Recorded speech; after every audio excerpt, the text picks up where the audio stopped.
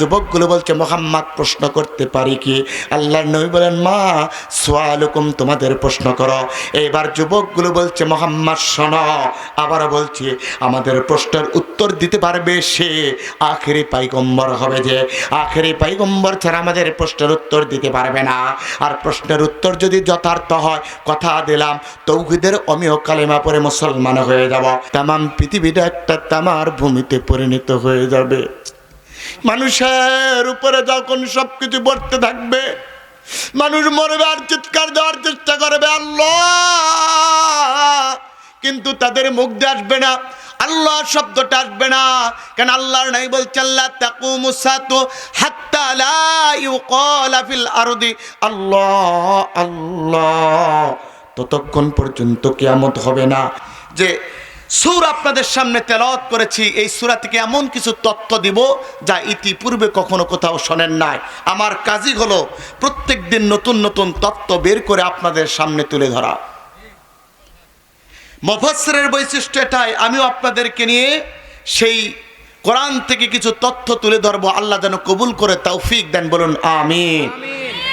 সকালে আমার সঙ্গে পড়ুন আউযু বিল্লাহি মিনাশ শাইতানির রাজীম বিসমিল্লাহির রহমানির রহিম।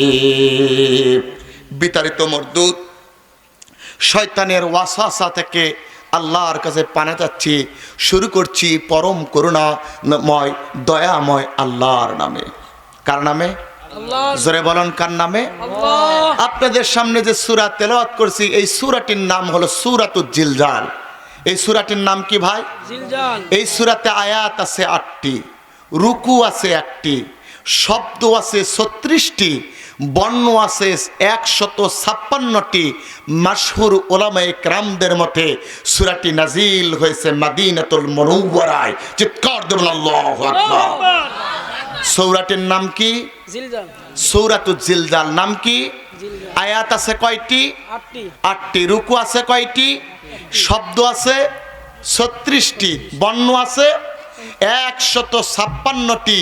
মাশহুর উলামায়ে কেরামদের মতে সূরাটি নাজিল হয়েছে মদিনাতুল মুনাওয়ারায়, আকাশ বাতাস মুখরিত করে।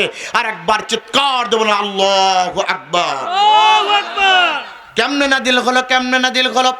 আপনারা দোয়া করেছেন, কামেল ক্লাসে একটা কিতাব পড়েছি, কিতাবটার নাম হলো লুবাবুন নুকুল ফি আসবাবিন নুজুল, লিখেছেন আল্লামা জালালউদ্দিন সুয়ুতি আশ-শাফি রাহমাতুল্লাহি আলাইহি। উনি লুবাবুন নুকুল ফি আসবাবিন নুজুলের ভিতরে বলেন, সারা পৃথিবীর শ্রেষ্ঠ তাফসির 4টা তাফসির গ্রন্থ থেকে এর শানে নাজুল তুলে ধরব। কয়টা? জগৎ বিখ্যাত 4টি তাফসির গ্রন্থ থেকে এর শানে নজুল তুলে ধরব। 1 নম্বর তাফসির গ্রন্থ হলো তাফসিরে কবির, লিখেছেন ইমাম আবু আব্দুল্লাহ মুহাম্মদ ইবনে উমর ফখরুদ্দিন আর-রাজি তাফসিরে কবির লিখেছেন।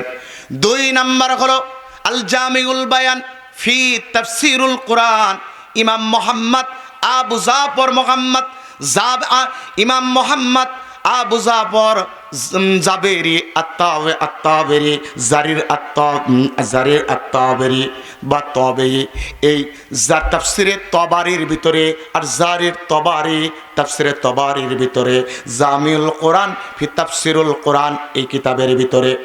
এরপরে তাফসিরে আল কোরআন তাফসিরুল কোরআনুল আজিম হাফেজ ইমামউদ্দিন ইবনে কাসির এবং তামাম পৃথিবীর অন্যতম শ্রেষ্ঠ বড় তাফসির গ্রন্থ হলো তাফসিরে রুহুল মাআনি, আল্লামা মাহমুদ আলুসি লিখেছেন। এই 4টি তাফসির থেকে আমি চয়ন করে নিয়ে এসে লুবাবুন নুকুল ফি আসবাবুন নুজুলের শানে নজুলটা বলছি। এই আয়াত সূরাটি নাজিল হলো কোন কায়দায়?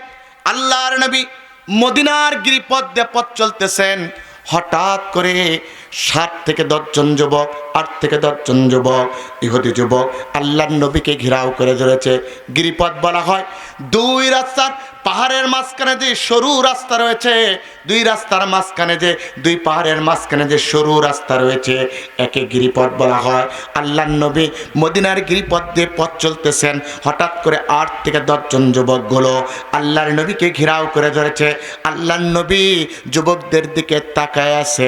বলুন তো, নীরব নিথর নিস্তব্ধ জায়গায় পাহাড়ের কিল ঘেঁষে যদি 8 থেকে 10 জন তাগড়া যুবক আপনাকে ঘেরাও করে ধরে, আপনার ভিতরে ভয় থাকার কথা কিনা? বোঝেন না আপনারা? ভয় থাকার কথা কিনা? বগুড়াবাসী কথা বলা লাগবে।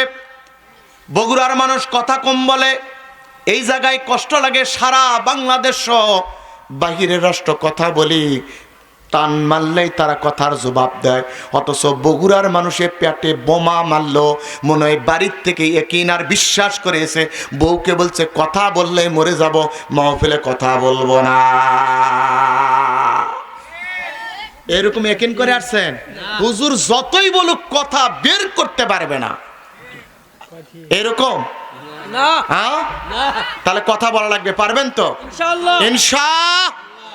সম্মানিত ভাইরা, আল্লাহর নবীকে 8-10 জন যুবক, ইহুদি যুবকগুলো আল্লাহর নবীকে ঘিরাও করে ধরেছে।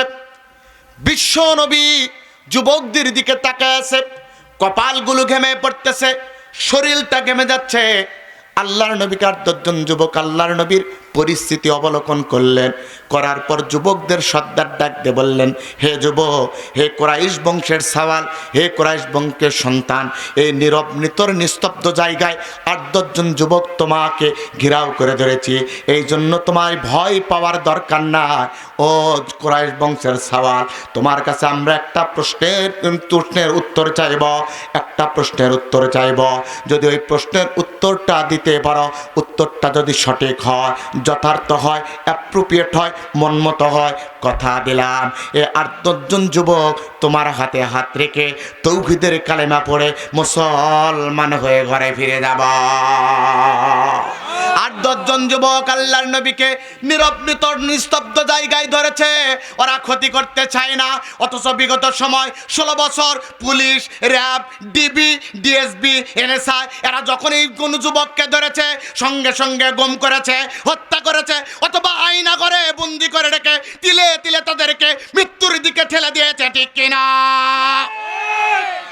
কাফের ইহুদিরা আল্লাহর নবীকে ধরে, ধরার পর তাকে বলে ভয় পাওয়ার দরকার নাই, তোমার ক্ষতি করব না।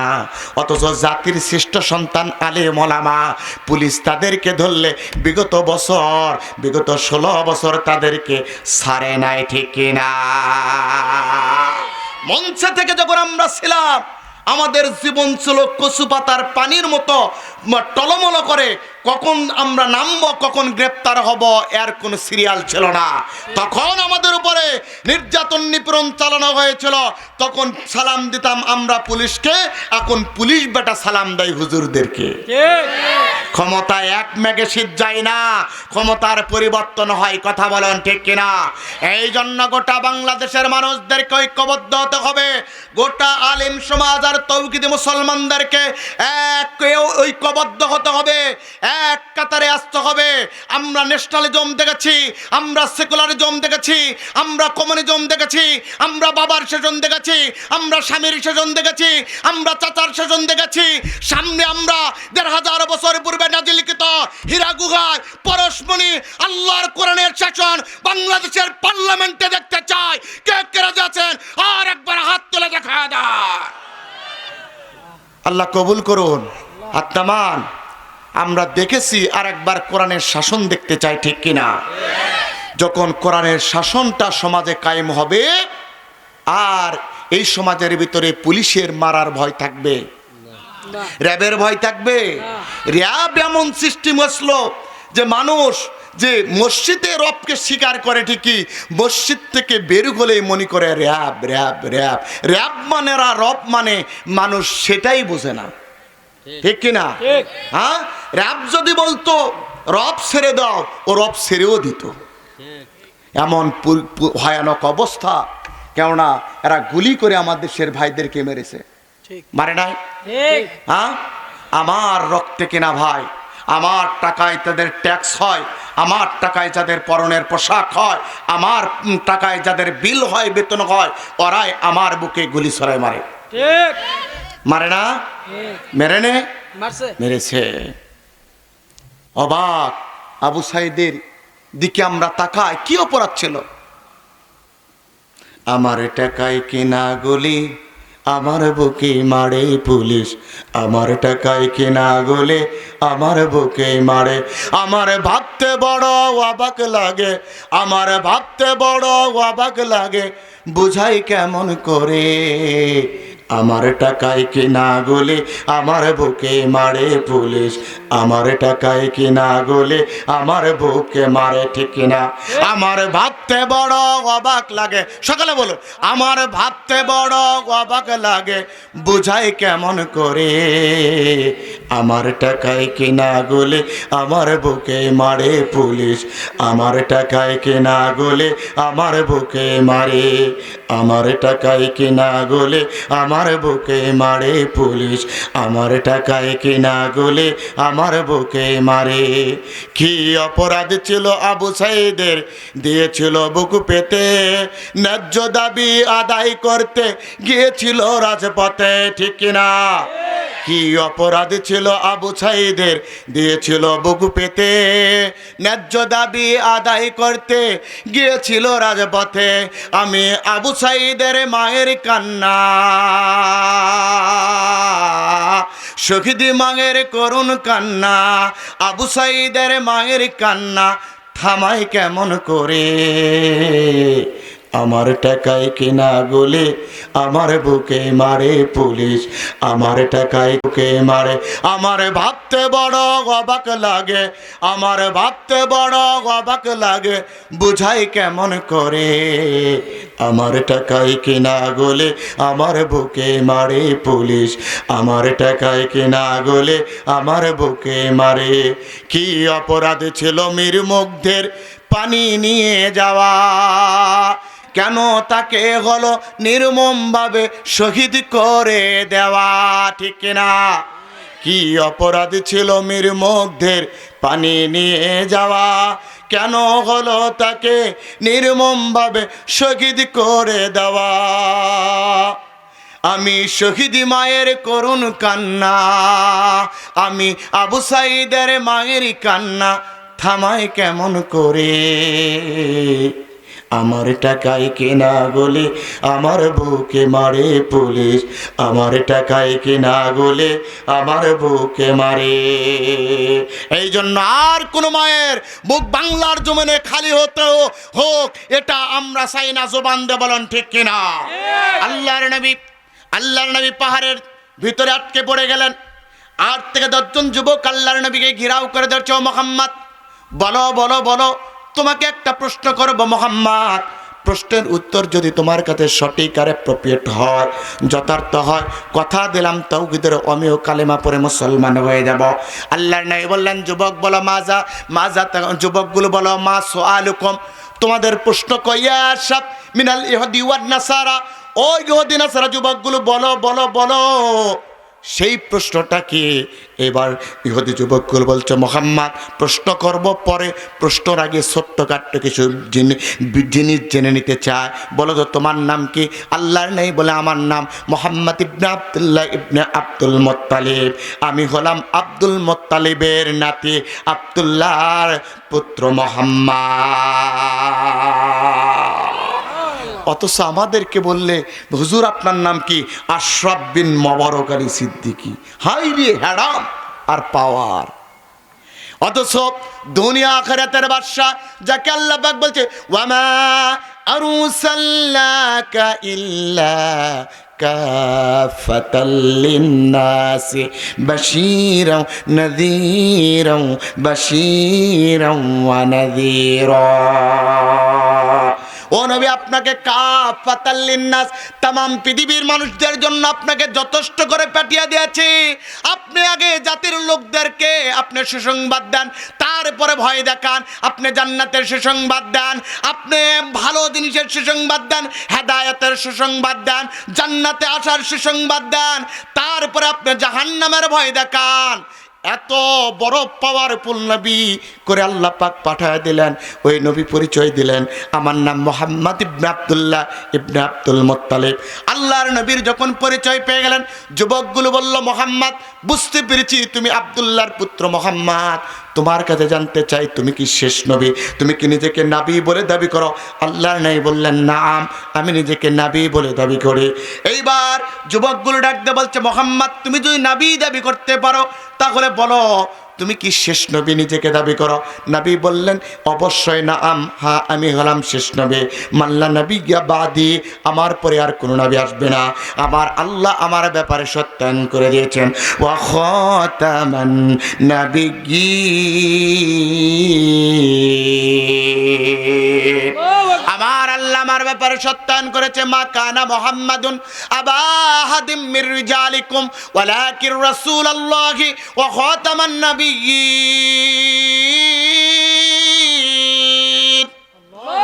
আমার আল্লাহ আমার ব্যাপারে সত্যায়ন করেছেন, আপনিই হলেন শেষ নবী, আপনার পরে কোনো নবী নয়।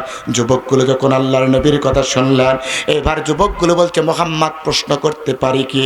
আল্লাহর নবী বলেন, মা সুআলুকুম, তোমাদের প্রশ্ন করো। এবার যুবকগুলো বলছে, মোহাম্মদ শোনো, আবারও বলছি, আমাদের প্রশ্নের উত্তর দিতে পারবে সে আখেরি পয়গম্বর হবে, যে আখেরি পয়গম্বর ছাড়া আমাদের প্রশ্নের উত্তর দিতে পারবে না। আর প্রশ্নের উত্তর যদি যথার্থ হয়, কথা দিলাম তাওহীদের অমিয় কালেমা পরে মুসলমান হয়ে যাব। আল্লাহর নবী আবার বলছে, মা সুআলুকুম, বলো বলো তোমাদের প্রশ্নের উত্তর কি, জবাব কি প্রশ্ন করতে চাও? আল্লাহর নবী এই কথা বলার সঙ্গে সঙ্গে যুবকগুলো বলছে, মা যাতাকুমুস সাআ ওয়া কাইফা, মাতা তাকুমুস সাআ ওয়া কাইফা, মাতা মানে কখন, তাকুমুস সাআ ওয়া কাইফা, ও মুহাম্মদ বলো কখন কিভাবে কিয়ামত হবে? এই প্রশ্নের উত্তর যদি তোমার কাছে সঠিক পায়, প্রশ্নের উত্তর যদি যথার্থ হয়, প্রশ্নের উত্তর যদি অ্যাপ্রোপ্রিয়েট হয়, কথা দিলাম আর 10 জন যুবকদেরকে নিয়ে তোমার হাতে হাত রেখে তাওহীদের কালেমা পড়ে মুসলমান হয়ে ঘরে ফিরে যাবা। আল্লাহু আকবার বললেন না? চিৎকার দেওয়া লাগবে, আল্লাহু আকবার। প্রশ্ন সহজ না কঠিন? কখন কিভাবে কিয়ামত হবে জানা আছে আপনাদের? জানা আছে না? আজকে আপনাদেরকে জানা দেব কখন কিয়ামত হবে, কিভাবে কিয়ামত হবে। আজকের আলোচনা থেকে আপনি জানবেন, যেটা জানেন না আজকে জানা দেবেন। আজ থেকে 1000 বছর পূর্বে আল্লাহ রাব্বুল আলামিন সূরা নাজিল করে দিয়ে ব্যাখ্যা বিশ্লেষণ করে জাতির লোকদেরকে জানায় দিয়েছে কখন কিভাবে কিয়ামত হবে, আর কিয়ামতের প্রস্তুতি কিভাবে নিয়ে একজন ইমানদার হওয়া লাগবে। ইমানদার হবে যারা, জান্নাত পাবে তারা, বেঈমান হবে যারা, আল্লাহর জাহান্নামে যাবে তারা। আল্লাহর নবীকে যখন বলেছে, আল্লাহর নবী সঙ্গে সঙ্গে প্রশ্ন শোনার সঙ্গে সঙ্গে আল্লাহর নবী চক্ষু 2টা বন্ধ করে দিয়েছে। যুবকগুলো ডাকতে বলো, মুহাম্মদ একটু আগেই তুমি দৃঢ় গলায় বলতেছিলে, বলো বলো বলো তোমাদের প্রশ্ন কি, প্রশ্নের উত্তর দিব। কিন্তু মুহাম্মদ যখনই বললাম, মা তাকুমুস সাআ ওয়া কাইফা, কখন কিভাবে কিয়ামত হবে, ও মুহাম্মদ তুমি তো চোখটা বন্ধ করে দিলা, আর কোনো উত্তর দিতে চাও না। বলো মুহাম্মদ তুমি কি উত্তর দিতে পারবা না? আল্লাহর নবীর চোখ দিয়ে পানি পড়তেছে, আল্লাহর নবীর শরীরটা ঘামতেছে, বিশ্বনবী চক্ষু 2টা বন্ধ করে দিয়েছেন। ইমামে ফখরুদ্দিন রাজি তাফসিরে কাবীরের ভিতর বর্ণনা করেন, আল্লাহর নবীর একটা চোখের পাওয়ার ছিল। আল্লাহর নবী যখন চক্ষু 2টা বন্ধ করতেন, সরাসরি আল্লাহর আরশে আজিমের গোড়ায় কানেক্টেড হয়ে যেত। আল্লাহ পাক এমন একটা শক্তি দিয়েছিল, দুনিয়া আখিরাতের বাদশা মুহাম্মদ রাসূলুল্লাহ সাল্লাল্লাহু আলাইহি ওয়াসাল্লাম যখনই বিপদে পড়ে চক্ষু 2টা বন্ধ করতেন, ওই চক্ষু 2টার কানেক্টেড সরাসরি আল্লাহর আরশে আজিমের গোড়ায় কানেক্টেড হয়ে যেত। আমার দেশেও কিন্তু চক্ষু বন্ধ করলে খানে কাবা পর্যন্ত দেখা যায়, এমন মানুষ আছে না নাই? হ্যাঁ আছে। ভণ্ড ভণ্ড ভণ্ড এরা দাবি করলে যে চক্ষু বন্ধ করলেই নাকি খানে কাবা দেখা যায়।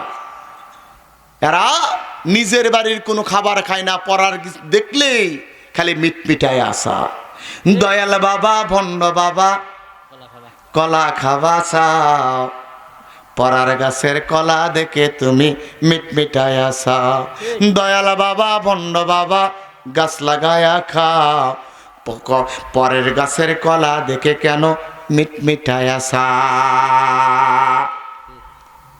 এইরকম ভণ্ড আছে, এরা স্লোগান তোলে পানির ভিতরে বাতি জ্বলে, পানির ভিতরে বাতি জ্বলে, ঝড় বাতাসে নিবে না। আমার বাবার মুরিদ হলে নামাজ রোজা লাগে না। ও ভাইরা শুনে রাখুন, ভাইরা শুনে রাখুন, যে পীরের মুরিদ হলে নামাজ রোজা লাগে না, যে দল করলে নামাজ রোজা লাগে না, ওটা ভণ্ড পীর আর এটা ভণ্ডের দল। কথা বলেন ঠিক কিনা? এটা কখনো মুসলমানদের দল হতে পারে না। যে দলের ভিতর লিল্লাহকে তাকবীরের স্লোগান থাকতে পারে না, ওটাও কোনোদিন মুসলমানদের দল হতে পারে না। কথা বলেন ঠিক কিনা? আল্লাহর নবী চক্ষু দুইটা বন্ধ করে দিয়েছেন। ইমাম ফখরুদ্দীন রাজি বলেন, বিশ্ব নবী যখনই চক্ষু দুইটা বন্ধ করে দিয়েছেন, আল্লাহর আরশ আজিমের গোড়ায় কানেক্টেড হয়ে গেছে। আল্লাহ ডাক দিয়ে জিব্রাইল,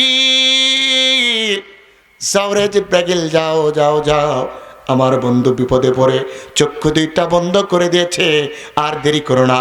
আমার বন্ধুকে বিপদে ফেলানোর জন্য ওই 8-10 জন যুবক আমার বন্ধুকে প্রশ্ন করেছে।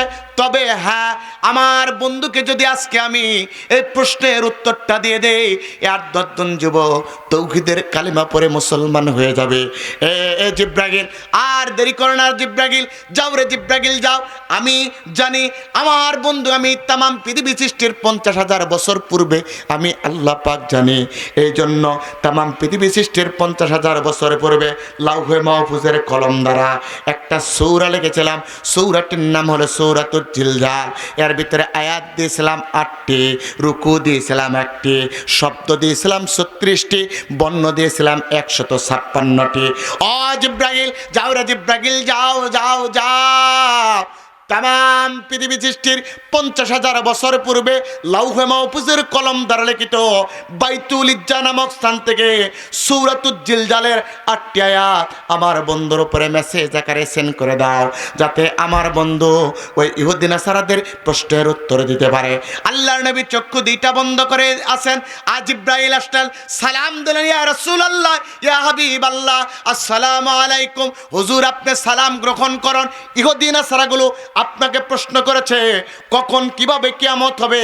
এই প্রশ্নের উত্তর তো আপনার জানা নাই, কিন্তু আপনার প্রশ্নের উত্তর দেওয়ার জন্য আমার আল্লাহ তামাম পৃথিবী সৃষ্টির 50,000 বছর পূর্বে লাউহে মাহফুজের কলম দ্বারা একটা সূরা লিখেছিলাম। সূরা লিখেছিল, সেই সূরাটির নাম সূরাতুল জিলজাল।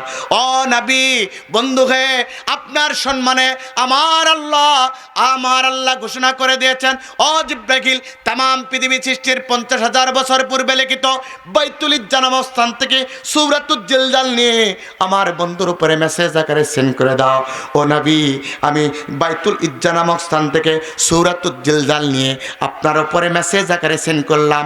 আপনি মস্তক উত্তোলন করুন, দাত্তহীন কণ্ঠে ওই কাফের ইহুদি নাসারা যুবকদের প্রশ্নের উত্তরে দিয়ে দাও। জোরে বল একবার আল্লাহু আকবার। আকাশ বাতাস মুখরিত করে বলা লাগবে লিল্লাহি তাকবীর। সম্মানিত ভাইরা, জিব্রাইল আসলেন, হুজুর মস্তক উত্তোলন করেন, দাত্তহীন কণ্ঠে আপনি ঘোষণা করে দেন। ওরা বলেছে মাতা তাকুমুস সাআ, কখন কিয়ামত হবে। ওরা বলেছে মাতা, আল্লাহ সুপারলেটিভ ডিগ্রি ব্যবহার করলেন, ইদা, যখন। ওরা বলে মাতা কখন, আল্লাহ বলে যখন। আল্লাহু আকবার। ওরা কয় কখন, আল্লাহ কয় যখন। সুবহানাল্লাহ বলবেন না? সুবহানাল্লাহ।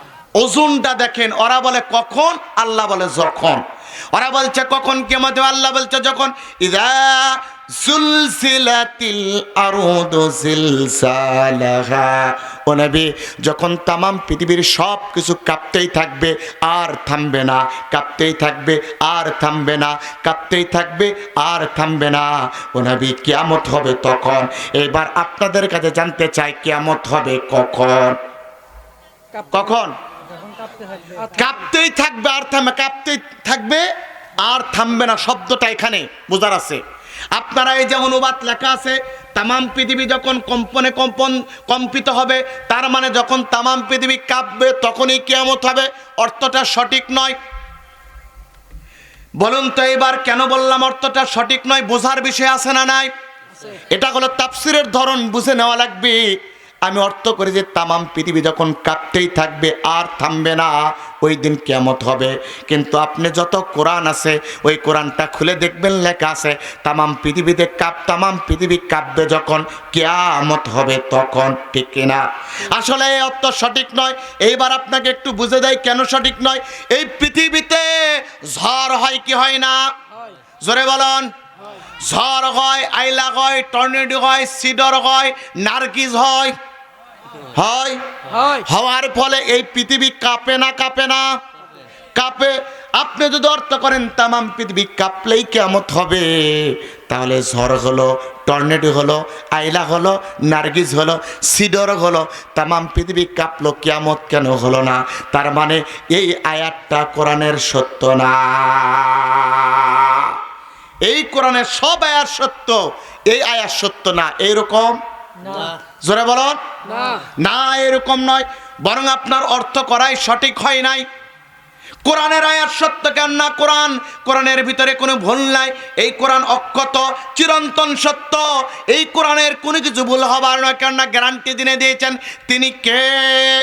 আল্লাহ বলছেন যালিকাল কিতাবু লা রাইবা ফি হুদাল লিল মুত্তাকিন।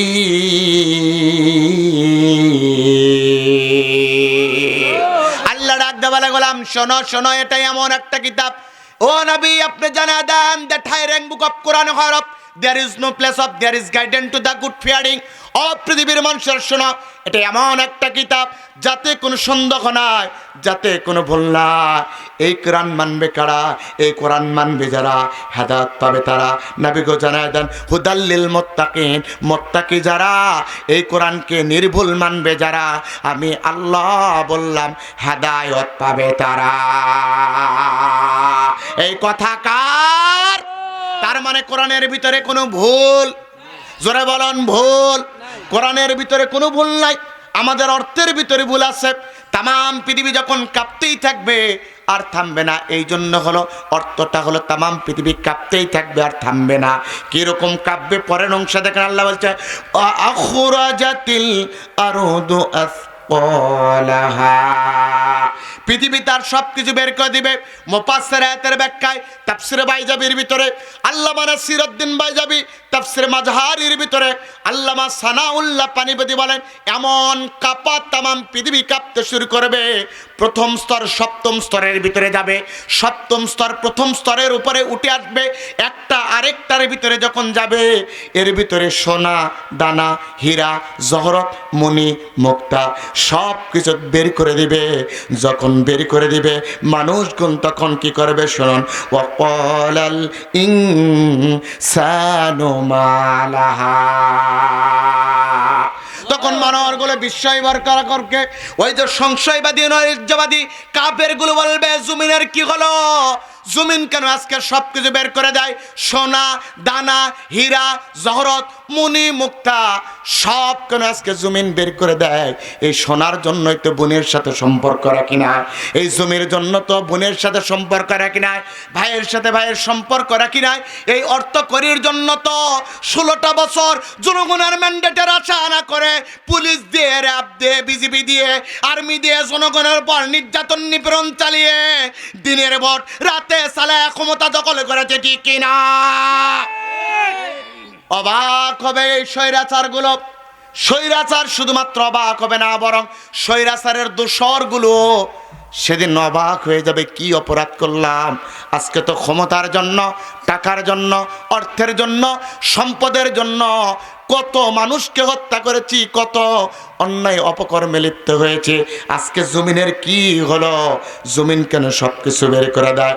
যখন জমিন সব কিছু বের করে দেবে মানুষগুলো হাই হাই করবে, মানুষগুলো অবাক হয়ে যাবে, হাই হাই করতে থাকবে। মানুষ যখন হাই হাই করতে থাকবে তখন ইসরাফিলকে আল্লাহ পাক হুকুম দেবে, ইসরাফিল ও ইসরাফিল সিংহাই ফু দাও। ইসরাফিল যখন সিংহাই ফু দেবে তামাম পৃথিবী থেকে 13 লক্ষ গুণ বড় সূর্য, যে 13 লক্ষ পৃথিবী এক জায়গায় একত্রিত করে যদি সূর্যের ভিতরে ঢুকিয়ে দেওয়া হয় সূর্যটা অনায়াসে গিলতে পারবে। ওই 13 লক্ষ গুণ বড় সূর্য তামাম পৃথিবীর উপরে পড়ে যাবে। তামাম পৃথিবী বিজ্ঞান আর ডক্টর বলে সূর্যের পাওয়ার হলো এত, সূর্য যদি 1 ইঞ্চি উপরে ওঠে তাহলে তামাম পৃথিবীটা বরফে আচ্ছাদিত হয়ে যাবে, আর সূর্য যদি 1 ইঞ্চি পরিমাণ নিচে ডাবায়া যায় তামাম পৃথিবীটা জ্বলে ছারখার হয়ে যাবে।